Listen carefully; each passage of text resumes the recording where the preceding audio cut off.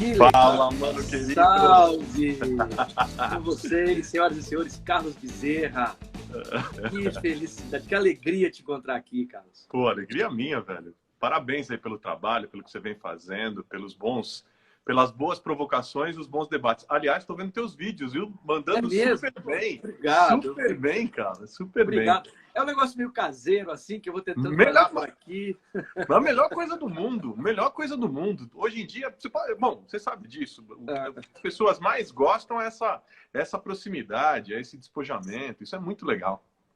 E essa quarentena, eu sei que nós estamos vivendo dias difíceis, um enfrentamento duríssimo, mas, por outro lado, ela tem provocado na gente uma série de movimentos que vão ficar. Uhum. E que Fato. nós não sairemos iguais. Quer dizer, a nossa faculdade, aqui é a Faculdade de Linda mesmo, tem se repensado numa série de setores. Eu também, a nossa igreja aqui, onde eu caminho, contribuindo com o Ministério Pastoral aqui com o Ziel, nós estamos repensando e eu acredito que isso seja também um movimento de todos e todas no Brasil e no mundo, né? Eu imagino que você também, no seu trabalho, na sua caminhada, quanta coisa a gente tem repensado, provocados por este período, né? Pelos desafios desse período. Não, impressionante, impressionante. Por exemplo, o fato da gente estar aqui, Sim. isso para mim já é vamos dizer, uma reinvenção provocada por esse momento. Bom, você sabe, a minha atividade demanda fundamentalmente que eu converse com as pessoas, enfim, que eu debata ideias, que eu ouça, dialogue, enfim, demanda muito isso. Aí, de repente, eu me vi numa situação de isolamento, né, necessária, importante, que precisa ser respeitada. E eu falei, puxa vida, e agora? Como é que a gente faz? Como é que eu faço com o meu trabalho? Como é que eu vou conversar com as pessoas? Como é que eu vou debater ideias? Enfim, como é que eu vou fazer? Cara, descobri uma ferramenta que estava aí. Estava Pois é. custo zero. Aproxima pra caramba as pessoas. Caramba, você está em Vitória, eu estou em São Paulo. Quantas vezes a gente se deu ao trabalho de fazer algo assim? A gente não fazia, porque, assim, sei lá, não tinha demanda. Mas, de repente, a gente se conectou de uma forma tão diferente. E eu vou te falar, eu venho fazendo lives todas as noites. Eu venho fazendo de segunda a sexta-feira, com vários convidados, vários temas. É incrível ver pelo menos duas coisas. Primeiro, o tanto que eu estou aprendendo. Assim, tô aprendendo pra caramba com as experiências de todo mundo. Homens, mulheres, jovens, enfim, mais velhos, enfim, pastores, artistas, intelectuais, professores, enfim. Tô aprendendo pra caramba. A outra coisa que eu acho incrível é que a gente está vivendo um tempo de isolamento, de distanciamento social, mas ele não precisa ser distanciamento afetivo. E Exato. essa é uma forma da gente se aproximar, da gente estar junto, Exato. da gente poder conversar. Tem sido muito bacana. Na minha atividade, especialmente, tem sido muito bacana. E para fechar, uma outra coisa que eu tenho visto também, um outro desdobramento dentro da minha própria atividade, que a gente construiu, ainda estamos construindo, uma rede com uma centena de igrejas aqui na capital, que é uma rede solidária de presença evangélica na cidade. Olha que interessante. Num primeiro momento, o que a gente fez? A gente fez um desafio aos irmãos que queriam participar da rede, que ofereceriam seus prédios, os prédios de suas igrejas, ofereceriam seus templos para parcerias com a prefeitura, para acolhimento de população em situação de rua, para hospitais de campanha, para campanhas de vacinação, para armazenamento de insumos como vacinas, testes do Covid, treinamentos de profissionais. Cara, foi incrível. A gente teve uma adesão de 120 igrejas. E agora a gente está trabalhando junto com essas igrejas numa grande rede de coleta de doações e de distribuição pela cidade, principalmente nessas igrejas que estão nas áreas mais vulneráveis. Eu vi umas fotos, vocês numa fila assim, entregando. Isso. Exato. É isso. Aquilo é o espaço da igreja. Pois é, isso é. E assim, isso é um desdobramento. A grande diferença é, eu tô nessa coisa, no trabalho social, na mobilização de voluntários, em igrejas e tal, eu tô nisso há, sei lá, quase 3 décadas, né? Mais, 3 décadas. Mas assim, o que eu percebo é que o desdobramento da pandemia fez com que, mais do que nunca, os muros caíssem e a gente pudesse agir em rede. Agora, claro, Claro, sempre vai ter aqueles que, enfim, desacreditam da ciência, Claro. enfim, você conhece. Gostam de semear fake news, divisão e tal, que estão em outro caminho. Agora, o que eu percebo aqui na capital é uma presença forte, um interesse grande das igrejas e dos pastores, uma sensibilização grande com relação às medidas de isolamento e com relação à possibilidade da gente agir como bloco na direção da solidariedade. Tem sido uma experiência muito bacana. Que legal. Essa tua ideia agora me iluminou aqui. Você provavelmente esteja acompanhando também. Aqui no estado nós temos um fórum, né? Que começou a partir de 2018, Fórum Evangelho e Justiça, que é uma rede de igrejas que tem uma preocupação. Atualmente eu coordeno esse fórum tem aí umas 50 igrejas. E esse Fórum Evangelho e Justiça, até conversei muito com o Gideon sobre isso, e ele está até aqui nos acompanhando também. Ah, que legal. E essa tua ideia agora, isso que vocês estão fazendo em São Paulo, me fez aqui pensar uma série de coisas. Quer dizer, essa mobilização em redes, nesse período de quarentena, talvez seja uma das coisas mais bonitas que tem brotado nesse tempo árido.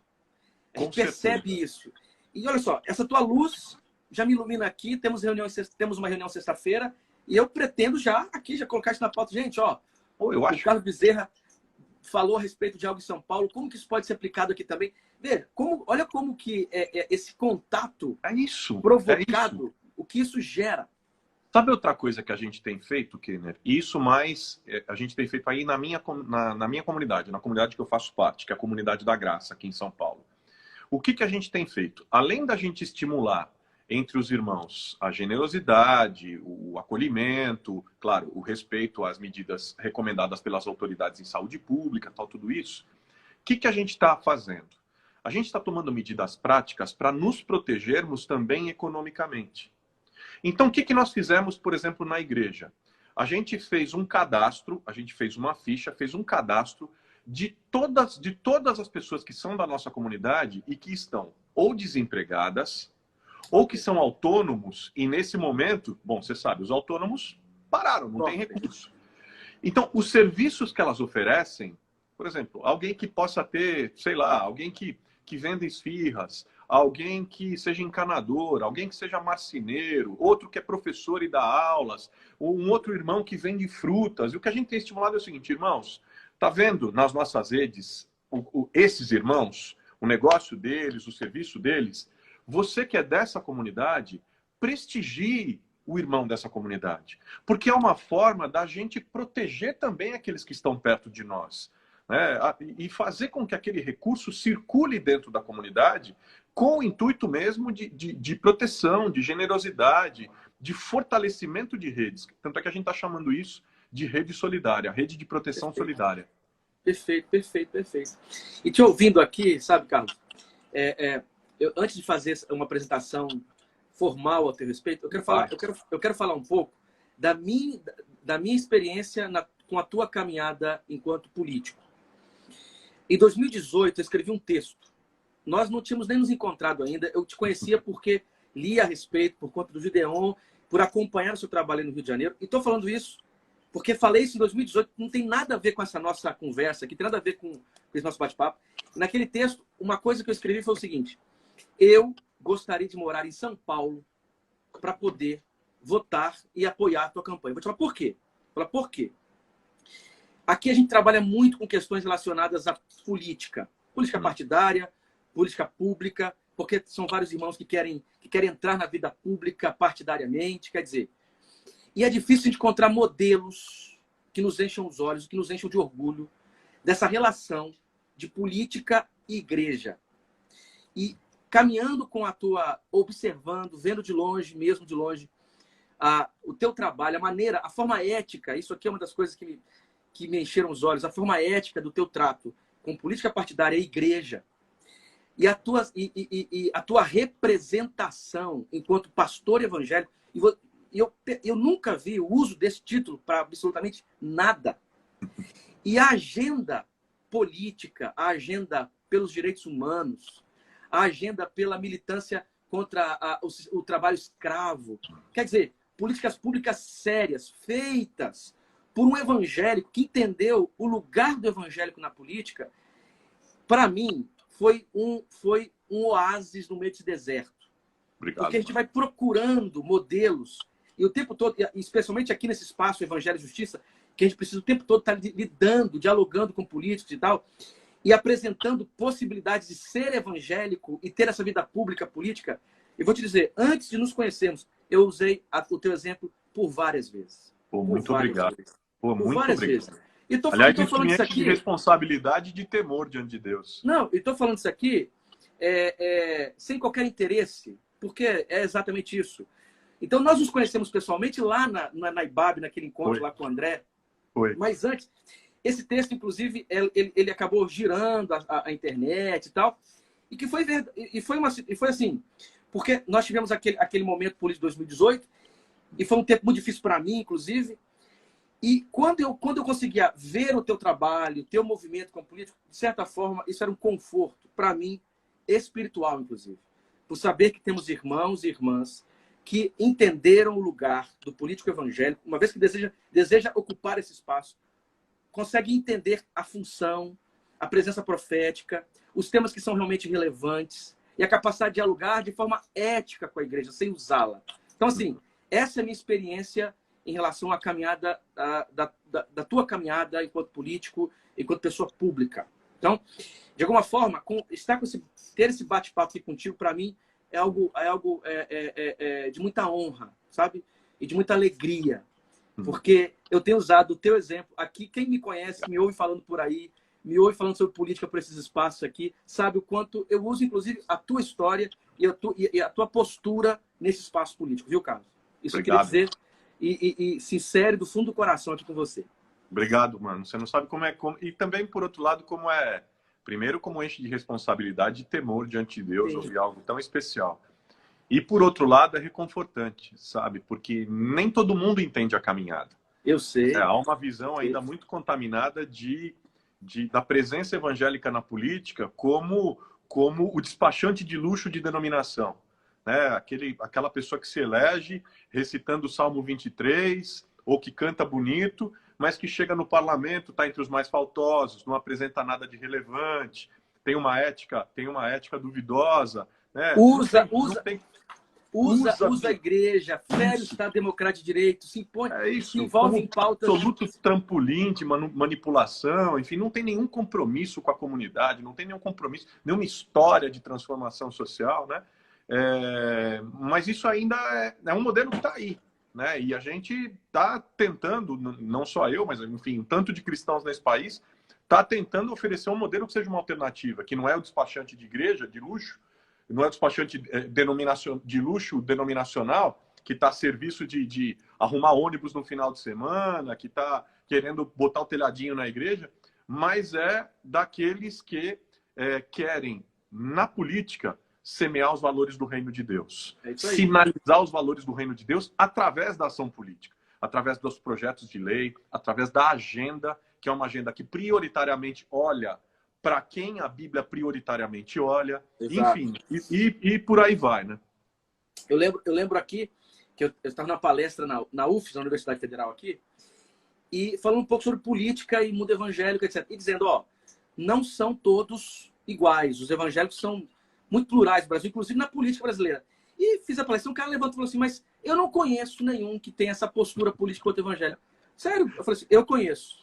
Tem um rapaz de São Paulo, na época que você era deputado estadual, que pensa política assim e é evangélico. E se tem aquelas leis que você propôs e aquele seu diálogo sobre o enfrentamento ao trabalho escravo, etc. Quer dizer, isso aqui não é simplesmente para visibilizar o Carlos, nada disso, mas para mostrar que nós temos que mudar o modelo de pensar a participação política partidária dos evangélicos no Brasil. Acho que é um pouco disso. E que tem a ver com a nossa conversa aqui, né? Tem a ver um pouco com o nosso bate-papo aqui. Então, assim, eu acho que essa é uma apresentação mais pessoal do Carlos, que vem mais da minha experiência com o Carlos.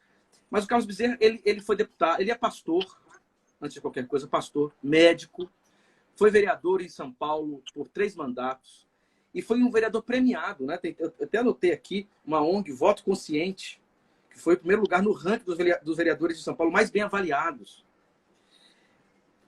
Foi deputado estadual de 2011 a 2018. Entre tantas coisas, até este ano era o secretário de esportes, não é? Aí de São Paulo.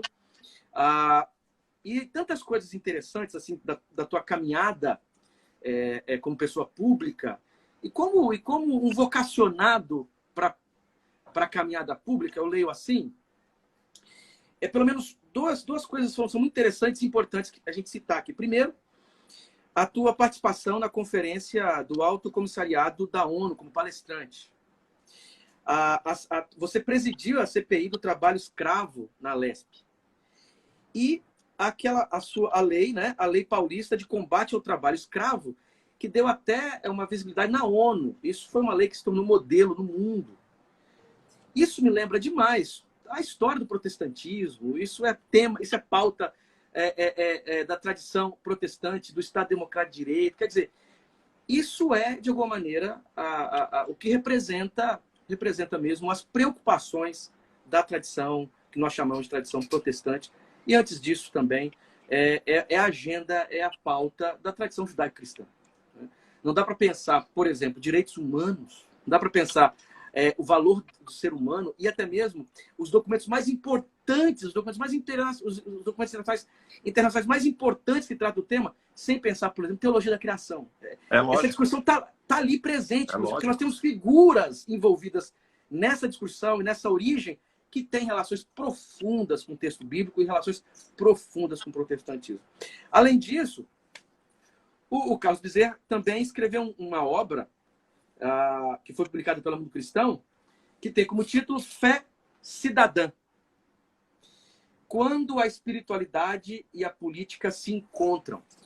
Eu li esse texto na época, eu acho que li ano passado, e recomendei para amigos políticos aqui na cidade. E a ideia assim, central dessa obra, que mexeu muito comigo, foi como você resgatou exatamente a relação histórica, exatamente, e teológica das discussões sobre justiça, direitos individuais, Estado Democrático de Direito e direitos humanos com a tradição protestante e, antes disso, a tradição judaico-cristã. Né? Eu acho que esse é um ponto importante desse nosso bate-papo e dessas discussões que você faz nesta obra, né? E é exatamente a fonte, você identifica muito bem, porque essa é a fonte que eu bebo. Eu tenho conversado com muitos cristãos que querem começar, que querem ir para a vida pública. Né? E aí sempre a pergunta que vem para mim, sempre algumas perguntas vêm à pauta. Primeiro é o seguinte, o que credencia um cristão para a vida pública? Se ele canta bem? Se ele prega bem? Se ele é um defensor disso ou daquilo? Agora, então, com esses modelos, o modelo todo é o modelo da cambada, quer dizer, da bancada evangélica, né? Que pessoalmente, já vou dizer aqui, sem nenhuma pretensão, mas assim, que não me representa. Eu não me sinto representado por aquela face dessas bancadas. Inclusive, eu fui parlamentar... Essa foi outra razão também do meu apreço pelo meu trabalho, não se reconhecer na bancada evangélica. Eu fui parlamentar por 5 mandatos, sempre respeitei os irmãos que assim pensam, porque é democrático. Eu não acho que é ilegítimo pensar da forma com a qual eles pensam, mas eu não me sinto representado por aquela maneira de fazer política, por aquela forma, muitas vezes, e lamento dizer isso, mas assim, muitas vezes cheia de bravata, mas com pouquíssimo resultado de transformação real na vida das pessoas e de promoção da justiça no Brasil. No meu livro, inclusive, eu digo, né? Eu vejo a bancada evangélica se movimentando muito rapidamente com relação aos temas morais. Se incomoda demais com relação a temas morais. Mas, no meu livro eu digo, inclusive, porque naquele momento em que eu escrevi o livro, a gente estava num debate nacional onde a bancada evangélica havia se associado à bancada ruralista e a bancada da bala para desconstruir o conceito brasileiro de trabalho escravo, que é um dos mais avançados do mundo. E a minha lei, que é uma lei que foi premiada internacionalmente, referendada pela ONU como a principal medida legislativa regional contra a escravidão moderna no mundo, que faz com que os estabelecimentos que forem encontrados vendendo ou produzindo seus produtos a partir de mão de obra comprovadamente vinda do trabalho análogo à escravidão, esses negócios são fechados por 10 anos aqui no Estado. Isso acabou ganhando grande repercussão, ganhou repercussão no país, 5 outros estados copiaram e também fora do país. Mas por que eu estou dizendo isso? Porque naquele momento eles queriam desconstruir o conceito, o que desconfiguraria, por exemplo, a minha lei. E todas as medidas construídas no Brasil, toda a rede construída no Brasil, no enfrentamento ao trabalho escravo. É um negócio inacreditável, mas lamentavelmente é fato. E eles se uniram para desconstruir isso. Quer dizer, eu estou dizendo isso porque eu bebo na fonte, toda vez que, retomando o que eu estava dizendo, né, toda vez que alguém me pergunta o que qualifica um cristão para a vida pública, quais são as referências de um cristão na vida pública, as minhas referências não estão na bancada evangélica.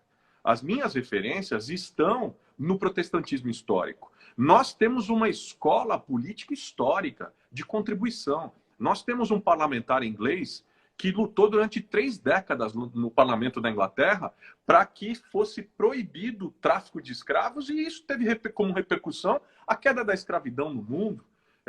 William Wilberforce. E a carta que o John Wesley escreve para ele, ou aquela carta sobre, que ele cita assim, ó, por Deus, quer dizer, toda vez que eu leio essa carta eu me emociono. Acabou de sair um texto agora do professor da Unesp em que ele traduz essas cartas e comenta essas cartas. Por Deus, enfrente este pecado. É isso. E você está falando, cara, você até me arrepiou aqui pelo seguinte. Quando eu fui chamado para falar sobre a lei lá no auditório do Alto Comissariado de Direitos Humanos das Nações Unidas, lá em Genebra, há 4 anos atrás, no avião, quando eu estava indo para lá, o que me alimentava no avião eram as cartas de Wesley para Wilberforce. Olha só. Eu ia lendo e aquilo ia me emocionando de um jeito, porque eu falava assim, Deus, como é que o senhor escolhe assim, um corintiano, pentecostal, maloqueiro, sofredor, da Zona Leste de São Paulo, para poder ser instrumento de promoção da justiça nesse momento, né? E eu me lembro que inclusive o protocolo da ONU não permitia citações religiosas, por questões óbvias, né? Lá você tem a representatividade do mundo inteiro, né? Ideológicas e tal. E eu me lembro que eu finalizei meu discurso naquela tarde. Eu finalizei o meu discurso dizendo, eu falava o porquê da lei, né? E qual era o espírito que movia a lei. E o espírito que movia a lei era de um desejo de que a justiça que o direito corresse como a água e a justiça como o rio caudaloso na minha nação. E eu me lembro que a galera aplaudiu e eu comigo aqui, eu falei, vocês nem estão sabendo. Vocês nem sabem o que aplaudindo o profeta Amós, aí estou glorificando, meu Deus. Mas, enfim, a gente tem uma tradição histórica que é muito diferente. E a gente precisa mudar as referências. Porque mudando as referências, a gente muda a ação. E mudando a ação, a gente, de fato, tem condições de utilizar a política como esse instrumento transformador. Nós precisamos resgatar isso. Precisamos resgatar a política. Porque aquilo que a gente está vendo, essa instrumentalização religiosa, inclusive feita a partir dos púlpitos, inclusive feita a partir dos partidos, do próprio governo, essa aliança que eu diria, não há nada mais diabólico do que a aliança de grandes denominações religiosas, de grandes igrejas, de igrejas em si, com o poder, com o governo, né? Adotar isso como guia. Não pode, esse não é o nosso papel. A história mostra pra gente que todas as vezes que a gente fez isso, lá desde Constantino, lá no início da igreja, toda vez que isso aconteceu, foi desmoralização do evangelho, dispersão da igreja, desmoralização do nosso testemunho público. Não é por aí. O que eu estou dizendo, então você está dizendo que não é para fazer política? Não, pelo contrário. Eu estou dizendo que eu falei, eu vou repetir o que eu tuitei ontem. O evangelho é muito mais político do que você imagina, mas de uma forma, de um jeito muito diferente do que você imagina. Porque o evangelho é instrumento de promoção da justiça e não de opressão. O evangelho não promove aliança com o opressor. O evangelho promove aliança e solidariedade com o oprimido. O evangelho não tem compromisso com a opressão. O evangelho tem compromisso com a libertação, com a promoção da paz, com a promoção da justiça, com a promoção da equidade. Então, assim, essas alianças não fazem sentido. O próprio reverendo Martin Luther King, falando sobre o nosso papel, do papel da igreja na arena pública, o que ele dizia? Ele era muito claro. A igreja não é senhora nem serva do Estado. Antes, é a sua consciência crítica. E é esse papel que nós temos que ter. É o papel de consciência crítica. Aquilo que está correto, está indo na direção correta, ok, vamos lá, vamos apoiar, vamos fortalecer, é isso mesmo. Agora, aquilo que está sendo feito errado, a promoção da mentira, a promoção da miséria, da violência, a desinformação, as fake news, isso precisa ser denunciado. A falta de ética, sabe? A promoção da violência, a promoção da tortura, essas coisas todas, a promoção da desonestidade, da corrupção, da malandragem, isso tem que ser denunciado. E aí nós temos que ter uma posição como igreja, e eu não estou falando como político. Como político eu tenho partido, eu tenho lugar de fala, o que inclusive não me impede. Eu jamais fui impedido de falar contra o meu partido em questões de consciência. Inclusive, quando o senhor Aécio Neves era presidente do meu partido, quando começou aquele zum, zum, zum, eu tenho um vídeo gravado, à época, num auditório com 350 dirigentes partidários, onde eu fiz uma fala. Ou o meu partido dá o exemplo agora e corta na carne, levando para a comissão de ética, para que o presidente apresente, para que o presidente Aécio apresente as suas justificativas, ou então haverá uma total desmoralização.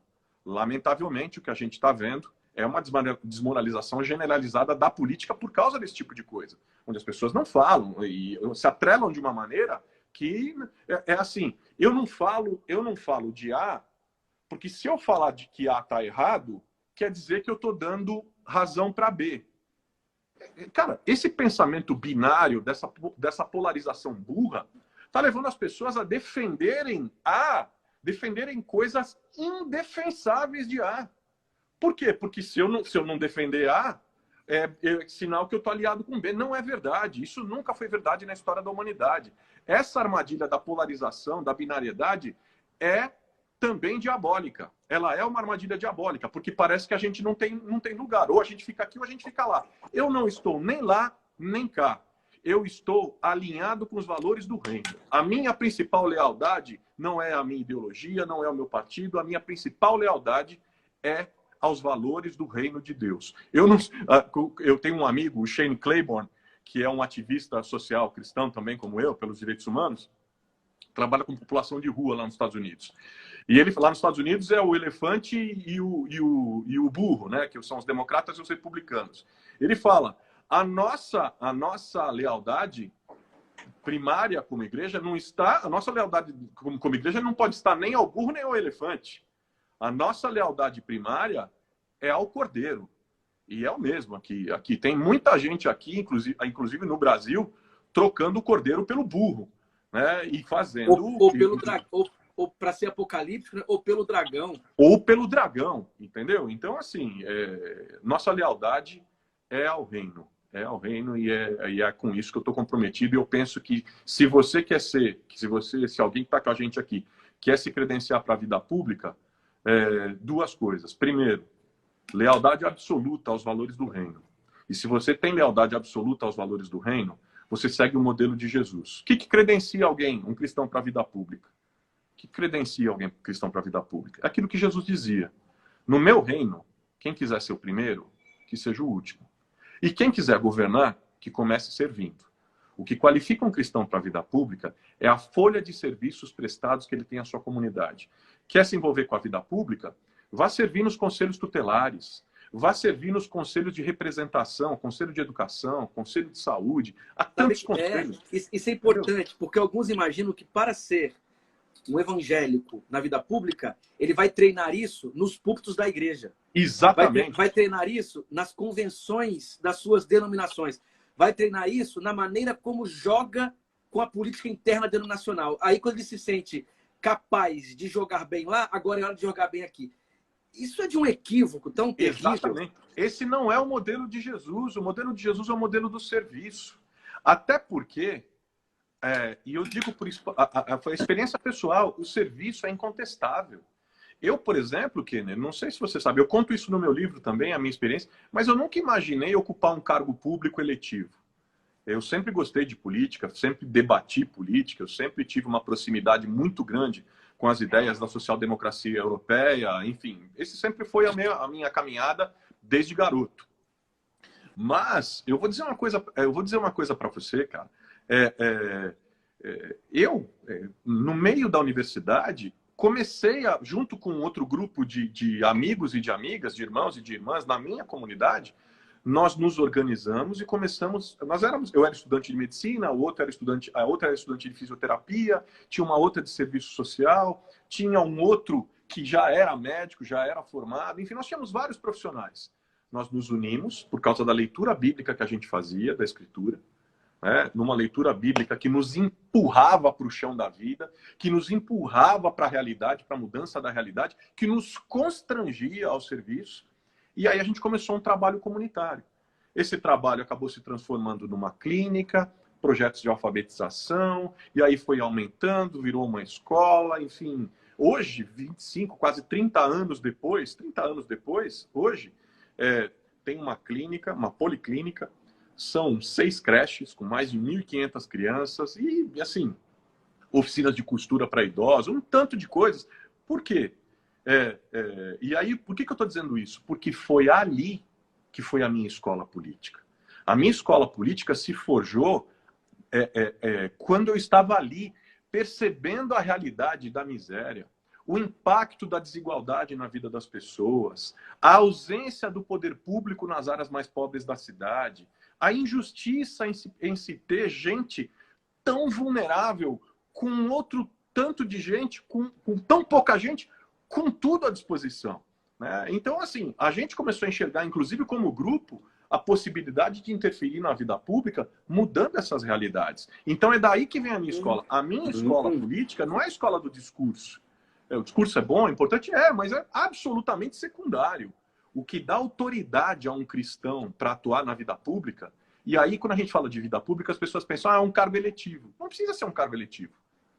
Pode ser, como eu disse, nem todo mundo foi chamado para ter um cargo público. Mais do que isso, nem todo mundo consegue se eleger para um cargo público. Mas se você tem vocação pública, cara, você vai servir. Vai ser numa ONG, vai ser na igreja, vai ser no bairro, vai ser no Conseg, vai ser vai ser em algum canto. Porque você tem vocação pública e você, como cristão, vai interferir ali. Essa tua fala, ela ajuda a gente a entender alguns conceitos aqui, sabe, Carlos? Pelo seguinte, porque quando a gente fala de política não é simplesmente essa política partidária. Eu lembro que eu morei em Petrópolis. Lá em Petrópolis tem o CDDH, Centro de Defesa de Direitos Humanos. Esse centro fundado pelo Leonardo Boff e pelo Frei Beto. Sim, referência nacional. Então, e na época eu era da REJU, Rede Ecumênica de Juventude. E lá fui convidado para participar de uma mesa lá de debates e o Leonardo estava. E o Leonardo, tipo assim, eu todo receoso, falei, meu Deus, como que eu vou conversar sobre fé? Porque ele sempre fala sobre fé. Aqui num espaço político, todo com vergonha de falar sobre fé e tal. Aquela coisa positivista que às vezes a gente tem, que a gente carrega. Aí o Leonardo falou antes. Aí o Leonardo abriu a Bíblia. Abriu a Bíblia e leu Mateus. E falou assim, ó, eu gosto de dividir política em 2 P's. P maiúsculo e P minúsculo. P maiúsculo é essa política da presença pública, do esgoto, das dificuldades do bairro, que eu, como servo de Jesus, isso me incomoda e eu tenho que agir publicamente com ela. Então, política pública, ele fala, é política com P maiúsculo nesse sentido. É política enquanto presença transformadora. É política enquanto a presença do reino que diz ele está aí, e se ele está aí, então tem comida, tem peixe, tem pão. Se tem violência, a gente enfrenta. Onde houver ódio, eu vou e levo o amor. Onde houver a desesperança, eu levo a celebração da vida e tal. E tem o P menor, que é o P da política partidária, que eu também posso estar lá. Uhum. Entendo. Não que ele está dizendo que um é melhor do que o outro, mas está dizendo o seguinte, é um outro espaço, que agora eu vou para este espaço alimentado por esse P maior. Quando eu não tenho essa consciência, eu torno política partidária como uma espécie de único lugar de fazer política e confundo todas as coisas. Então, quer dizer, o que está mostrando é que, sim, existem os vocacionados, eu trato como vocação, seguindo a tradição reformada nesse sentido. Como vocação, como chamado. Santa vocação. Lá nesse espaço onde ele está, ele precisa ter a consciência exatamente dessa política maior. Porque é isso que vai blindá-lo e permitir que ele preserve uma função básica da tradição da igreja, que é a função profética. Claro, claro. E é interessante isso que você está falando, Kenneth, porque é o seguinte, quando você é cristão na política, e eu não estou falando de político evangélico profissional, eu estou falando de quando você é um cristão, uma cristã na política, você não encontra seu lugar com conforto. Você nunca está confortável. Por quê? Olha só que interessante, experiência. Assim, para o partido, você está sempre sob suspeita porque você é crente demais para estar ali. Para a igreja, você está sempre sob suspeita porque você é, entre aspas, mundano demais para estar ali. No espaço da vida pública, eu estou convencido de que quando a gente tem um chamado cristão na vida pública, não tem jeito. A gente é o tempo todo subversivo. Não tem como. É aquilo que uma das minhas referências brasileiras na política, o Mário Covas dizia, né? Eu sou um subversivo dentro do meu próprio partido. E assim, eu estou falando como cristão. Ser cristão não tem jeito, é ser subversivo dentro do próprio partido. Porque há momentos em que nossa lealdade é testada. A sua lealdade é ao reino, a sua lealdade é aos valores da sua consciência, os valores maiores que te guiam, ou a sua lealdade ao partido. Eu te falei essa história do Aécio, eu tenho uma história com a minha mulher, com a Patrícia, que eu não sei o quanto você acompanhou. Patrícia é vereadora, ela era secretária municipal de Direitos Humanos, né? À época, o prefeito, a contragosto dela, ela vinha fazendo um trabalho na Cracolândia de aproximação com aqueles dependentes químicos, com aquela população que estava lá, trabalho de aproximação, de abordagem de saúde, enfim, mudando uma série de coisas. Aí, o que aconteceu? Do dia para a noite, depois de 5 meses de trabalho, de construção de toda uma política pública que envolvia Ministério Público, Conselho Municipal de Drogas, Conselho Regional de Psicologia, outras secretarias, enfim. O prefeito resolveu tomar a decisão que ia retirar aquela população toda lá da Cracolândia. Vou entrar, vou pôr a polícia e vou tirar. Ela falou, olha, você não pode fazer isso por causa disso, disso e disso. Isso, além de não resolver o problema, vai espalhar essas pessoas na cidade e vai criar novos focos de uso do crack. Porque é isso que diz a experiência mundial. Eu lembro disso. Todas as pesquisas mostram isso. Ela foi testada, ela falou não para ele. Ele falou, vou fazer. Fez, foi um desastre aquilo. E ela olhou para ele e falou assim, no dia em que ele tomou a decisão e foi, ela deu meia volta, foi até o gabinete dele, levou uma carta e falou, a partir de hoje eu não faço mais parte do seu governo. Mas isso não é possível. Não faço mais parte do seu governo. Por quê? Eu tenho fidelidades maiores. Você dá conta para os seus eleitores. Eu dou conta para os meus eleitores, mas eu dou conta para o meu Deus, para a minha consciência. E diante do meu Deus e diante da minha consciência, é inaceitável esse massacre com relação a essa população absolutamente vulnerável. Não dá, eu não vou pactuar com isso. Vou te atrapalhar, vou sair e, inclusive, vou dizer o que está errado. E foi exatamente o que aconteceu. Agora, é raridade no país alguém deixar um cargo de maior relevância para um cargo de menor relevância em nome de suas convicções. Mas eu penso que isso é ser cristão na política. Porque quando a gente é cristão, velho, não tem jeito. Nós vamos para a fornalha. Agora, a gente vai, sabe, na convicção, a gente vai para a fornalha na convicção que na fornalha a única coisa que queima é a corda que nos amarra. Não tem mais nada que queima. Show. Show. Show. Porque bem-aventurados que têm fome e sede de justiça. É isso. É porque, de alguma forma, a tradição cristã acolhe, mesmo que a gente não perceba, exatamente aqueles que se arriscam pela justiça. não tem meio termo. Por isso, assim, de alguma maneira, não é possível pensar fé e fé cristã sem pensar, por exemplo, cidadania. Essas duas coisas, elas não podem ser separadas. Porque isso pode parecer reducionista, quer dizer, então você está dizendo que o conceito de reino de Deus se limita a isso aqui? Óbvio que não. Uma vez que eu olho para lá, que é esse projeto da apoteose do reino de Deus, ele me serve como espelho para que eu olhe aqui. Então, não é possível pensar, por exemplo, conceitos como reino de Deus, se eu não penso cidadania. Perfeito. Não tem como pensar reino de Deus se eu não penso justiça social. Perfeito. Não tem como pensar reino de Deus se eu não penso estruturas de funcionamento pecaminosas. Perfeito. Eu não tenho como pensar reino de Deus se eu não pensar pobreza. Por quê? Porque, de alguma forma, o conceito reino de Deus, que aponta para lá, ele é uma crítica para o que está aqui. Tem um teólogo, que o pessoal na América Latina leu muito, né, o Moltmann, que ele vai, a ideia, inclusive, de escatologia dele é perfeita nesse sentido, porque ela faz você olhar para lá, não para que você fuja daqui. Faz você olhar para lá, para que os teus olhos sintam o pingo do colírio celeste e veja aqui. Quer dizer, o que é o profeta? O que é João? Eu vi o que vocês não estão conseguindo ver. Eu estou discernindo o que vocês não estão discernindo. Aí Isaías diz assim, opa, para com essa música aí. É isso. Por quê? É isso. Porque vocês não estão conseguindo ver as tramas perversas que isso representa. Eu não suporto hipocrisia e liturgia. Por quê? Porque até mesmo a liturgia pode legitimar estruturas de violência. Eu posso colocar Deus acima de todos e isso esmagar os mais pobres.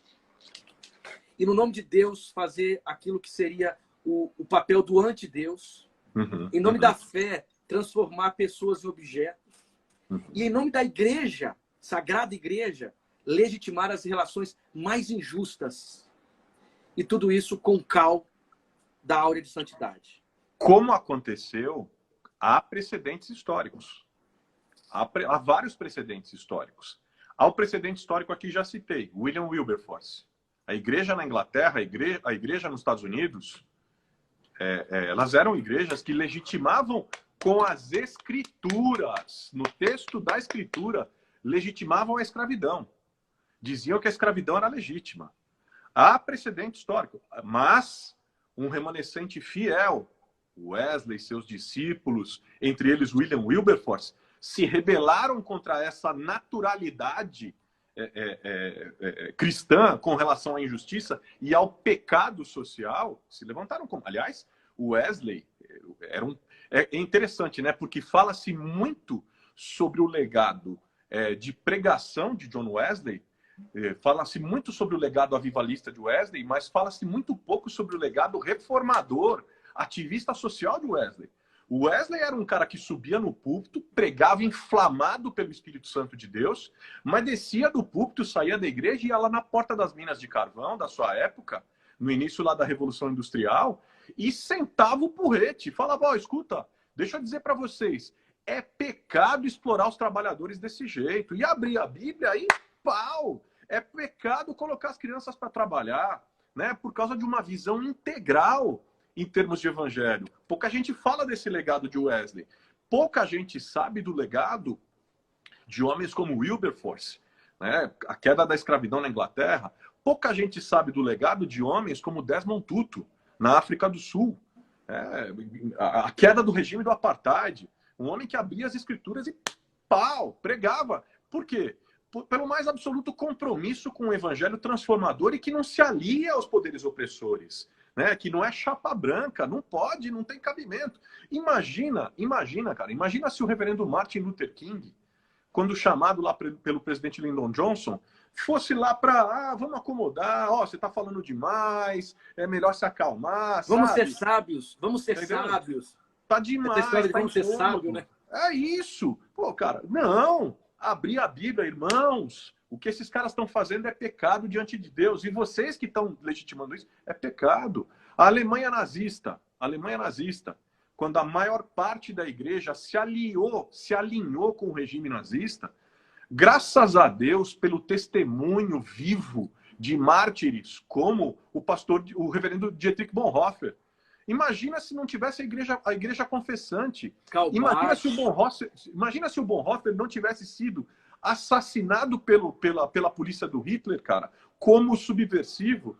Que história a gente teria para contar hoje? A gente teria a vergonha de dizer que a tradição protestante se rendeu ao nazismo. Se não tivesse o King, a tradição protestante se rendeu ao racismo, se rendeu à escravidão, se não tivesse o Wilberforce, e por aí vai. Então, nós temos uma tradição que responde. E eu queria acrescentar mais uma coisa que eu acho importante, que é o seguinte: ser cristão é se comprometer profundamente com justiça social. Ser cristão é se comprometer profundamente com a promoção dos direitos humanos. Eu vou além. Perfeito. Não tem como ser cristão sem se comprometer com os direitos humanos. E por que eu digo isso? Por que eu digo isso? Porque muita gente, quando a gente fala a palavra direitos humanos, vira palavrão. Ah, é defensor de bandido. Para com isso, cara. Tem nada a ver com defesa de bandido. Se tem distorção aqui ou ali, tem distorção de tudo, inclusive de pregação do evangelho. Nós estamos falando de outra coisa. Nós estamos falando do valor da vida.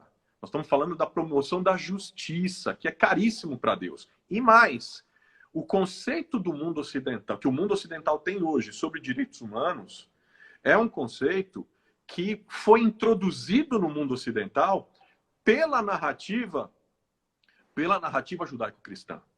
É a Bíblia o primeiro documento da história do mundo ocidental a fazer uma relação de justiça entre os seres humanos. E por que eu digo isso? Digo isso porque a Declaração Universal dos Direitos Humanos, de 1947... O preâmbulo é a teologia da criação. É isso, é lá que bebe, é lá que bebe. E nós temos que ter muito orgulho disso na história. E lá que bebe, por quê? Porque Gênesis 1, está lá o registro. Façamos, a Trindade dizendo, façamos o homem a nossa imagem e semelhança. Isso tem dupla implicação. Que implicação tem essa afirmação da Escritura Sagrada, a afirmação de Deus? Façamos o homem a nossa imagem e semelhança. Primeiro, que todos os homens, são duas implicações. Primeiro, todos os homens são iguais entre si, porque todos contêm a imagem e a semelhança de Deus. Há uma dignidade intrínseca na vida de todos os homens e mulheres nesse planeta. Todos os seres humanos foram criados à imagem e semelhança de Deus. Segunda implicação, se fomos todos, sem exceção, todos criados à imagem de Deus e temos o mesmo valor, também temos outra implicação. Qual é? A vida humana é sagrada, porque fomos criados à imagem e semelhança do Criador. Logo, se a vida humana é sagrada, toda e qualquer violação de direitos, opressão, violência, agressão, discriminação, exclusão, tolimento de acessos ao necessário contra a vida humana, educação. É isso, privação de direitos, violação de direitos elementares, humanos básicos da vida humana. Isso, para mim, pode até me chamar de radical, mas para mim isso é pecado diante de Deus. Porque é uma afronta contra o Criador. É Sim. blasfêmia contra o Criador. Óbvio, porque óbvio. afronta contra a vida, tortura, é blasfêmia contra o Criador. Violência é blasfêmia contra o Criador. Corrupção, aquela corrupção que o dinheiro é tomado, aquele dinheiro público que deveria chegar à ponta lá mais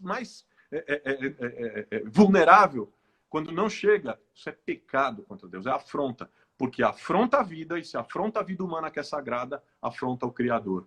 Logo, ser cristão é se comprometer com os direitos humanos. E a gente não se compromete por uma questão ideológica, a gente Exato. Não se compromete por questão partidária, a gente se compromete por imperativo de fé. Eu diria o seguinte, se a gente alarga o conceito de ideologia, inclusive, Carlos, já que eles querem usar o conceito, vamos então usar o conceito como a antropologia cultural tem feito nos últimos anos. Ideologia como sistema de representação que me ajuda a interpretar o mundo. Então, todos têm. Qual que é o sistema de significação através do qual interpretamos o mundo?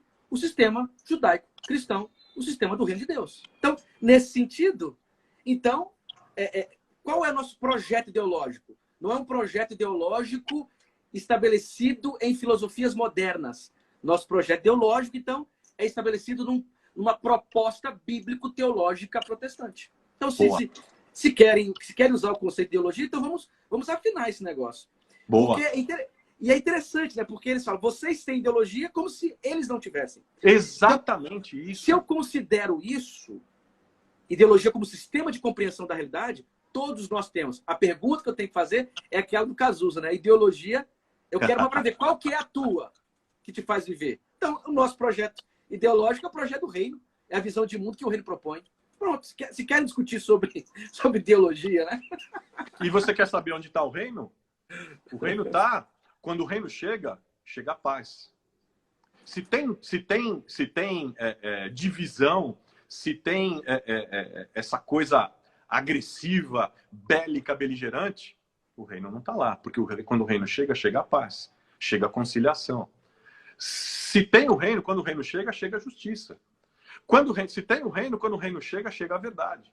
Quando o reino chega a equidade, chega o shalom, que é a paz para todos, que é o bem-estar para todos, não é para alguns, para uma meia dúzia.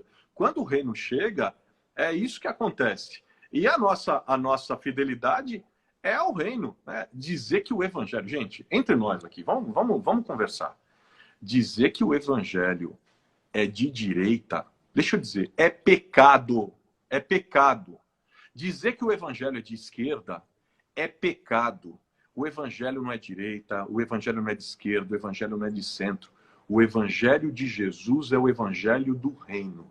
Nós, cidadãos do reino, nos afinamos com os valores do reino. Agora, uns querem ver os valores do reino para puxar para cá, outros para puxar para lá. Cada um quer puxar para o seu lado. O fato é que valores do reino são valores do reino. E aí, com quais valores do reino eu me identifico? Eu me identifico com a justiça, eu me identifico com a promoção da paz, eu me identifico com a garantia de direitos, eu me identifico se eu estou alinhado com os valores do reino. Quer saber se alguém está alinhado com os valores do reino? Eu me identifico com aqueles que as escrituras valorizam. Porque eu vou te dar um exemplo, Kenner. A bancada evangélica diz que age em sintonia com a palavra de Deus. Defendemos a palavra de Deus. É mesmo? Então, eu queria fazer uma pergunta aqui, uma provocação.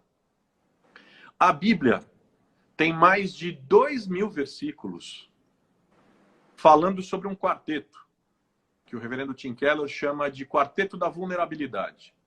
O pobre, o órfão, a viúva e o estrangeiro, refugiado. Mais de 2.000 versículos ao longo de toda a Bíblia. E aí, se agem em sintonia com as Escrituras, por que não falam disso? Melhor, por que falam tanto? Porque esses que falam em nome de Deus na vida pública falam tanto de coisas que as Escrituras falam tão pouco e não falam nada de coisas que as Escrituras falam tanto. Por quê? Por quê? Manipulação, interesse de voto, jogo de poder. Por isso. E porque eles estão tão ideologicamente intoxicados. Leais à ideologia. Por uma visão de mundo, de preservação das coisas como estão, que ele pode chamar de uma ideologia mais conservadora, que qualquer discurso que tente colocar tilt nesse sistema que funciona, conservado desse jeito, que é o que Jesus fez. O que Jesus fez? Jesus deu tilt num sistema que estava funcionando. Quer dizer, então, os caras estão aqui, isso é de esquerda. No fundo, eles estão percebendo que conservar o sistema como está os coloca num lugar ideológico muito claro, mesmo que eles não percebam. Aí, se o evangelho está acima, é possível mesmo que algumas falas do evangelho lembre algumas pautas do lado de lá ou lembre algumas pautas do lado de cá. Mas, no fundo, sim, o evangelho não se esgota em nenhuma das duas. Exatamente. Exatamente. Porque o dia que o evangelho se esgotar em alguma das pautas, deixou de ser o evangelho para ser cartilha ideológica. E eu, assim como você, eu não sou... A minha lealdade, claro, eu tenho minha preferência ideológica, eu tenho valores ideológicos, todos nós somos seres humanos, a gente se encontra aqui ou ali. Aliás, eu cada vez menos tenho isso, porque eu penso que, assim, toda vez que a gente se permite se rotular, se encaixotar numa dessas caixinhas prontas do nosso mundo, a gente se limita.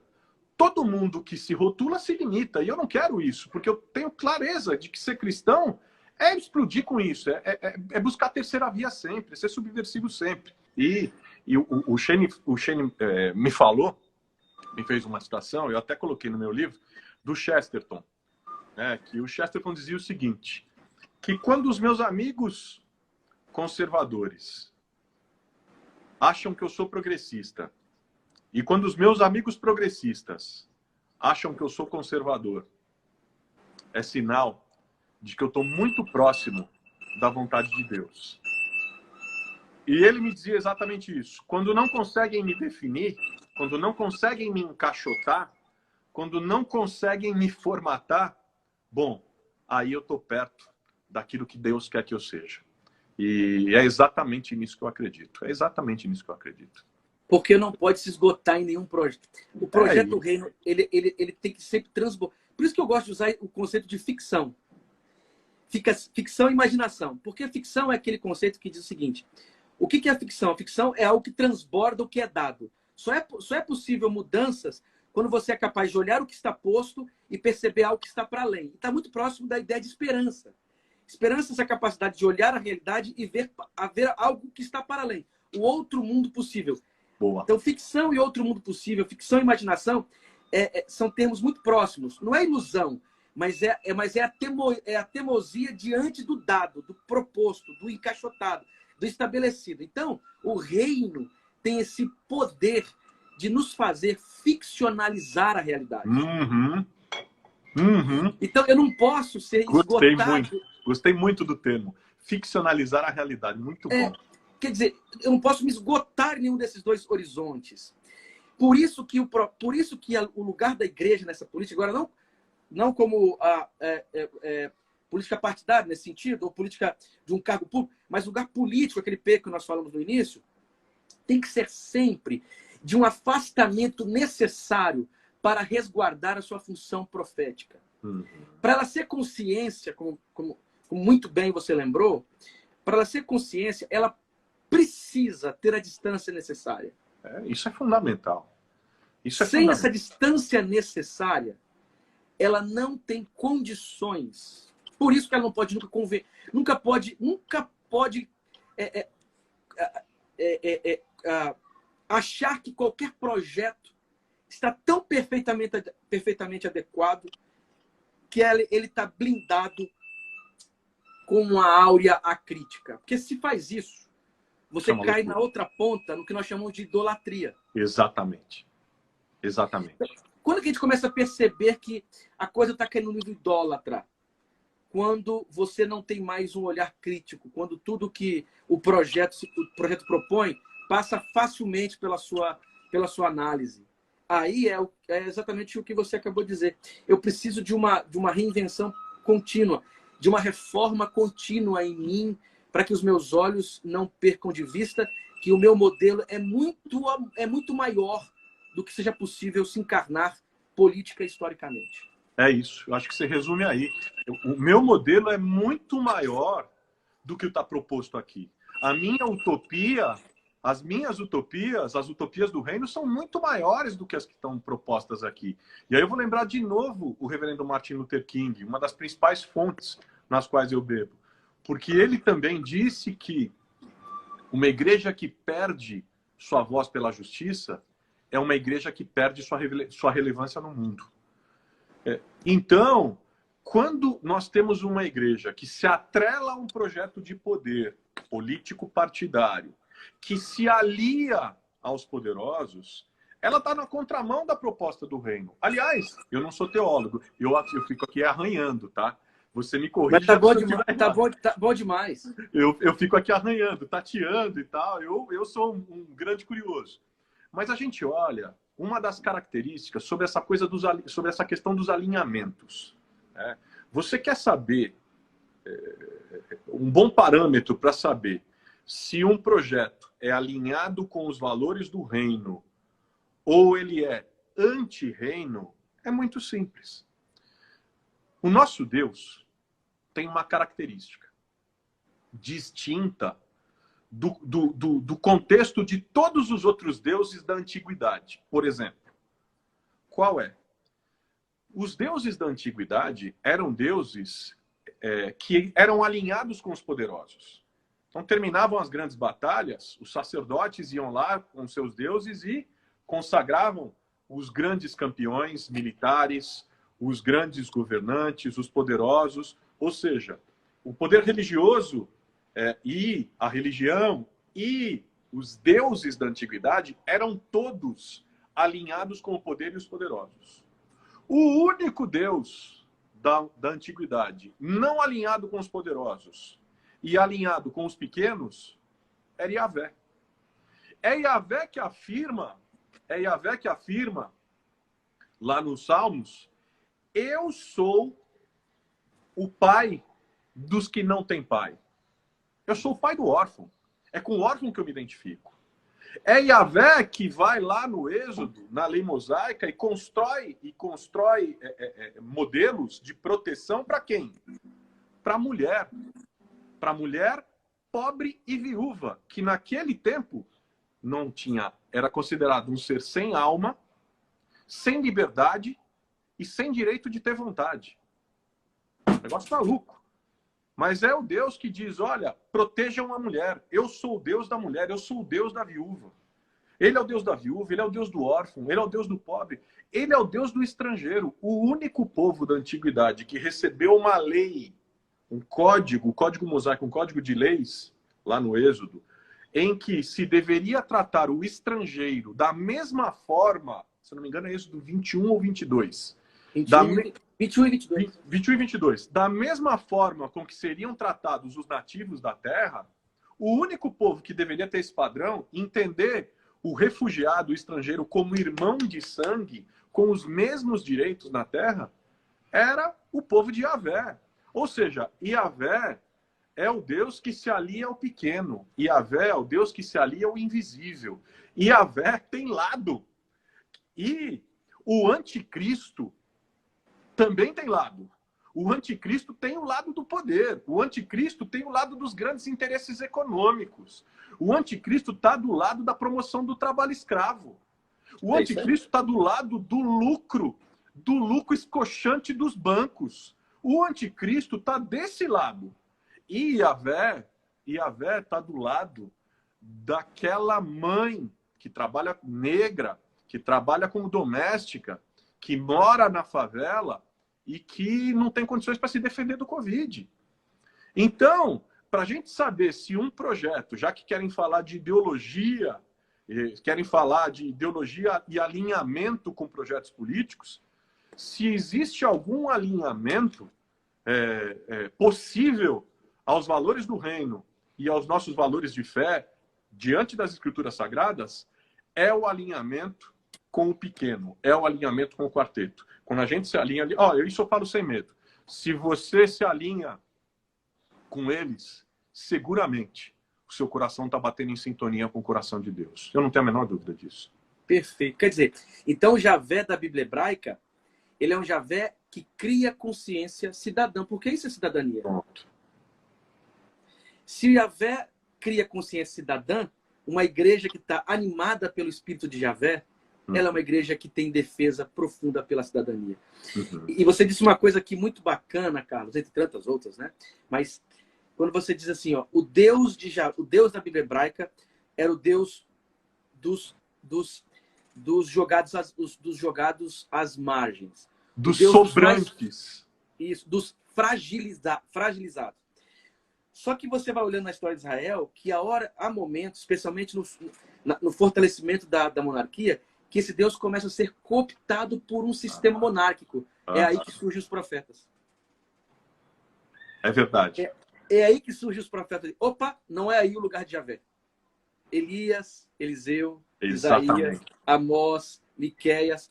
Quando os caras começam a cooptar esse Yahvé para o trono da monarquia, aí vem os profetas assim, ó, aí não é o lugar dele.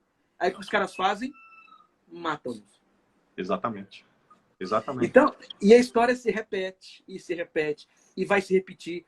Aí quando você olha o Apocalipse de João, é muito sério o que você está dizendo aqui, porque isso dá uma luz sobre o próprio texto do Apocalipse. Nós fizemos um curso esses dias sobre o Apocalipse de João, né? E o pessoal ficou abismado porque é sempre olhando o Apocalipse do futuro. Você tem os capítulos 12 e 13. Cara, esses dois capítulos são... Porque o dragão pega a autoridade e dá na mão da besta. A besta é como uma paródia do reinado do Cordeiro. Boa, bem Aí chega lembrado. uma hora que Jesus diz assim, ó, vocês querem ser marcados por quem? Pela marca da besta ou do Cordeiro? Ele diz, se for pelo Cordeiro, o Cordeiro é imolado. E todos aqueles que seguirem o Cordeiro serão imolados também. Mas há de ser que esse Cordeiro vem para a ressurreição. É melhor que vocês sejam imolados agora, mas pela justiça, do que aproveitarem dos benefícios da injustiça e percebam depois de que lado o Cordeiro estava. Boa. Então, Boa. quer dizer, Boa. E aí é muito radical isso, né? Não tem como você negociar. É complicado. Não. É tipo assim, perdoe-me, mas não tem como negociar. E é interessante que esse poder político organizado, esse poder de Estado, essa máquina de poder de Estado organizada, ela está sempre em busca da legitimação religiosa. Né? Ela está sempre nessa busca. E os homens da fé, não é que eles não podem abençoar outros que estão no poder. Não é que eles, inclusive, não devam orar por aqueles que estão investidos em situações de poder. Não é nada disso que nós estamos falando. Estou falando que eles não devem orar, não estou falando que eles não devam abençoar, não estou falando, inclusive, que eles devam estimular irmãos ao exercício da sua vocação pública, a estarem na vida pública, inclusive a apontarem esses irmãos e irmãs como bons exemplos. Não estou dizendo isso, né? Mas estou dizendo que há que sempre se ter um cuidado quando se é engolido por um mega projeto de poder estatal e onde o poder religioso acaba abençoando isso, porque o espaço da fé, o espaço da religião não é para abençoar o poder político, mas sim para falar a verdade para o poder político, para lembrar sempre ao poder político qual é o compromisso que ele tem. Eu faço a interpretação, eu me arriscando de teólogo de novo. Eu faço a interpretação de Romanos 13 lá, quando se fala de que toda autoridade foi estabelecida por Deus. Quer ver? Um minuto, estou até com a minha... Eu não tinha planejado isso, mas estou até com a minha... Eu estava lendo de novo ainda esses dias, eu estava lendo a minha Bíblia. Quer ver? Olha, e o texto de Romanos 13 fala o quê? Olha que interessante. Bom, você conhece bem. Todos devem sujeitar-se às autoridades governamentais, pois não há autoridade que não venha de Deus. As autoridades que existem foram por ele estabelecidas. E aí vai falando das autoridades. Mas, no versículo 4, ele diz o seguinte: pois a autoridade é serva de Deus para o seu bem. Mas se você praticar o mal, tenha medo, pois ela não porta espada sem motivo. É serva de Deus, agente da justiça para punir quem pratica o mal. Ou seja, a autoridade é estabelecida por Deus para a promoção do bem e da justiça. Ela é agente de Deus para essa promoção. Quando ela não o faz, ela deixou de ter a bênção de Deus. Ela perdeu deixou sua de ser função. instituída por Deus. E ela perdeu a sua função. Perdeu função e ela deve ser confrontada. É Isso aí aí que se estabelece o conceito de desobediência civil cristão. Ou seja, quando eu tenho uma autoridade comprometida com o que há de pior, que não promove a justiça, ela deixou de ter função diante de Deus. E isso me autoriza a confrontá-la. Perfeito, perfeito. Quer dizer, a autoridade não se legitima porque ocupa um cargo. Se legitima se ela cumpre uma função. E a função é a promoção da justiça. Perfeito. Quando não acontecer, deixa de ser autoridade e se torna agora o alvo da nossa crítica. Quer dizer, fé, então, irmão Carlos, amigo Carlos, tem que ser cidadã, não tem outro jeito. Não tem outro jeito. Não tem como, cada dia mais eu me convenço, que é impossível seguir a Jesus sem se comprometer com a justiça. É impossível seguir a Jesus sem se comprometer com quem ele se comprometia. É impossível seguir a Jesus sem andar com quem ele andava.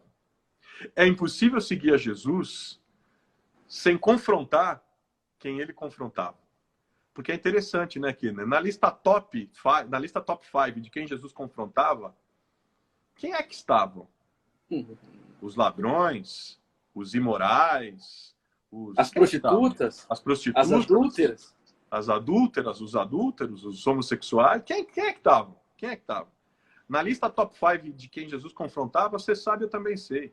Estavam os hipócritas religiosos, a quem ele chamou de sepulcro caiado, raça de víboras, e por aí vai. A única vez que Jesus perde a cabeça no evangelho é com quem? É com o mercador do evangelho, é com o hipócrita religioso. Então, seguir a Jesus é um caminho difícil, é duro, mas é se aproximar de quem ele se aproximava, ter misericórdia de quem ele tinha, é confrontar quem ele confrontava, é se identificar com os temas, as causas, as pessoas que ele se identificava. É promover a paz, porque ele era o príncipe da paz. É rechaçar toda forma de violência. É servir o tempo todo. É amar, é ser generoso, é andar em compaixão.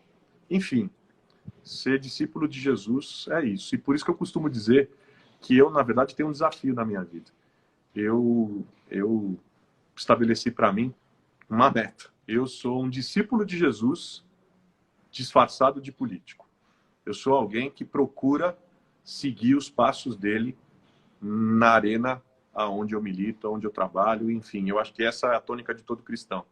Eu, quando estava só no meu consultório, na minha clínica, ou nos projetos sociais que eu atuava, eu estava agindo como um discípulo de Jesus disfarçado de médico. Agindo como Jesus agiria sendo médico. Aquilo é só um disfarce. E por aí vai. E eu acho que se a gente ganhar essa perspectiva de que nós todos somos... Na verdade, o que nós temos são disfarces. Porque nós somos discípulos de Jesus que se disfarçam de professores, de teólogos, de pastores, de pedagogos, enfim, de profissionais de todos os tipos. Isso tudo é só disfarce. Importante nessa vida é ser discípulo de Jesus, e esse é um baita desafio. Muito bom, muito bom. Que Deus te dê sempre muita esperança e coragem, irmão Carlos. Esperança e coragem para exercer como discípulo de Jesus as funções para as quais ele colocar em tuas mãos. Então tem que ter muita esperança e muita coragem. E assim nós vamos seguindo e acreditando mesmo que o Evangelho, o Reino, é uma convocação radical para princípios e valores que são inegociáveis. Eu acho que essa é a ideia. E com ternura e com a rigidez necessária. É isso. Com a sensibilidade e a dureza necessária. Amando e fazendo da vida um lugar possível, não só para mim, mas para os outros e todas as outras que estiverem caminhando conosco. Eu acho que é isso. E em tempo de quarentena, talvez não haja nenhum outro caminho. Nunca houve outro caminho, mas agora fica muito mais claro isso aí. Amém. Meu amigo, muito obrigado. Obrigado pelo bate-papo. Foi demais. Passou rápido demais. Passou rápido demais. Você é uma bênção. Obrigado a todas as pessoas que estão aqui nos acompanhando. Eu vou repetir, essa live será gravada. Os dois momentos serão conectados. Eles se tornarão um vídeo só. Vai ter uma edição bonita. E esse aqui, ó.